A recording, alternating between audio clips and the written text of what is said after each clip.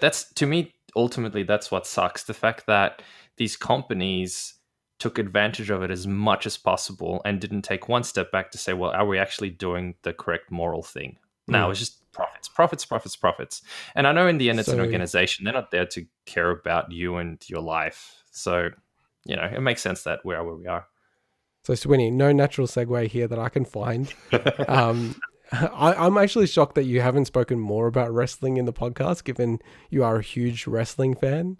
But you've been very on topic, whenever games come up. But I think this is a fair opportunity for you to go through the next item.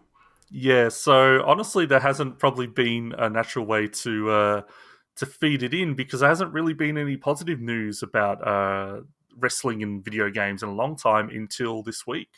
So this week, All Elite Wrestling, who are probably the second biggest US promotion and maybe the second biggest in the world at the moment, although New Japan's probably still just behind WWE. So they've been around for, I think, getting close to 2 years now, or a year and a half, AEW.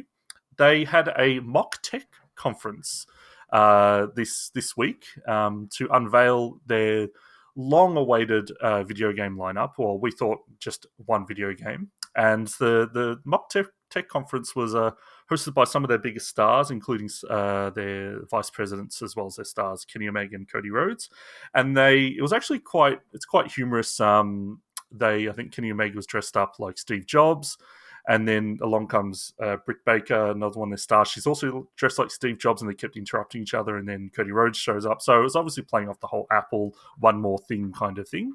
And to clarify, or to, I guess, give some context, so Kenny Omega and Cody Rhodes are huge, legit video game fans. So these aren't just, they're wrestlers involved because they need to say, we've got some new video games coming out. They are legit video game fans. We've talked about Kenny Omega before being part of the Street Fighter V community. He's a huge Street Fighter V fan. He's been part of Capcom's presentations, hosting, unveiling characters. Cody Rhodes has also unveiled a Street Fighter character before. So these guys are huge fans. And what's really important about this is wrestling video games, with the exception of, I think it was Fire Pro, the latest Fire Pro game, they've been in a bad place for a while.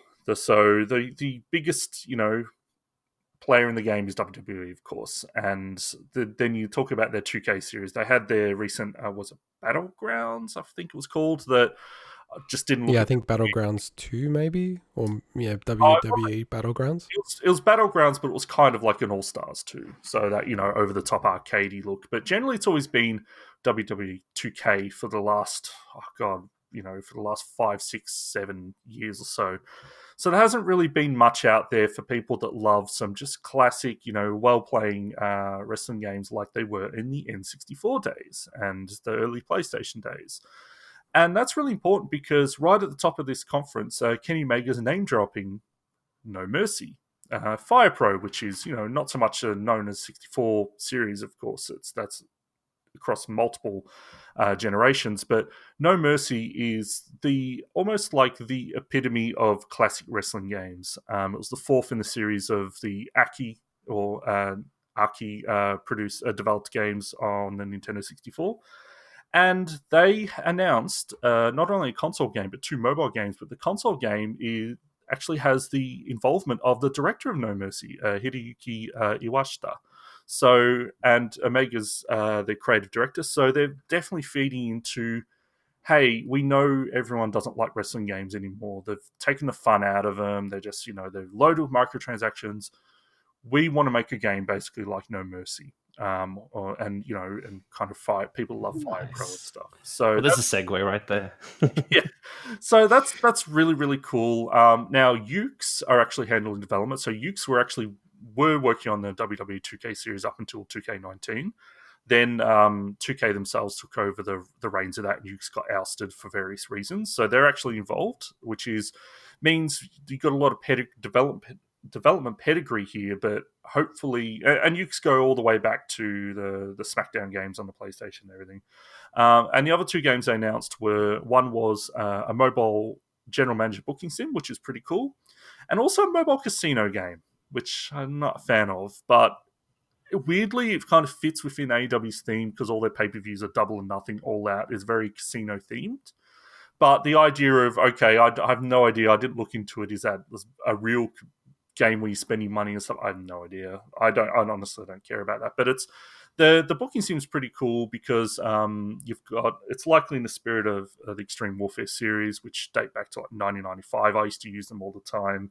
Just the idea of running your own wrestling promotion, like you've got Football Manager and things like that, and the Madden games have had general manager sims and things where you sim seasons. But when you're talking about wrestling, then you can say, okay, I want this person to become the champion. They've got a storyline with this person and things. So that's pretty cool. But yeah, just overall some great news. And yeah, looking forward to seeing how the games turn out, that console game. So. Yeah, no, I think it's really interesting to me because, even I have a little bit of an affinity with the 64 games, and the fact that they're mentioning that. The thing that always makes me nervous though about anything wrestling is just I feel like it's just you're just waiting until Vince McMahon opens the checkbook and buys AEW, unless they've confirmed that they will never sell it. Well, because that's what he'll do. People that own AEW are actually worth more than Vince McMahon. So. Oh, really? Yeah. So it's the Khan family. They're involved in massive sports promotions. They own the Jaguars and things like that. So, okay, interesting. That's good. That's good to know, actually. The head of AEW is Tony Khan, the son of I can't remember the main Khan guy, his name, but yeah, Genghis. Yeah, they're huge. They're a force to be reckoned with. They're on TNT, national TV in the US and stuff. So yeah. No, it's interesting to me because I'm not a wrestling fan, and it still has come across my desk as you say. Like I'm like, how do I know about All Elite Wrestling? And it's just like lots of different sources are sort of saying about it.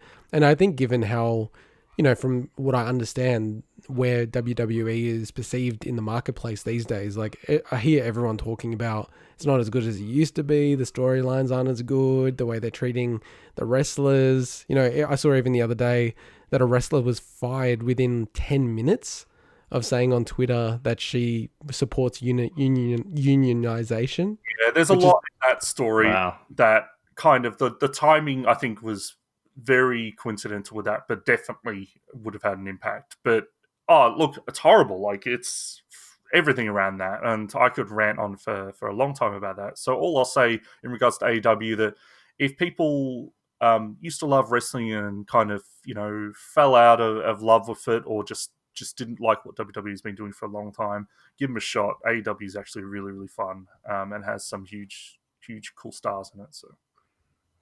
And one thing we haven't mentioned before we move on to the next... Shaq involved for some reason, so that's really... So one thing that I don't think we mentioned is there any timeline in terms of when this game's going to come out? I don't believe so. I think the footage they showed was almost like just a pre-rendered thing, which honestly didn't look very good, but it was, I think...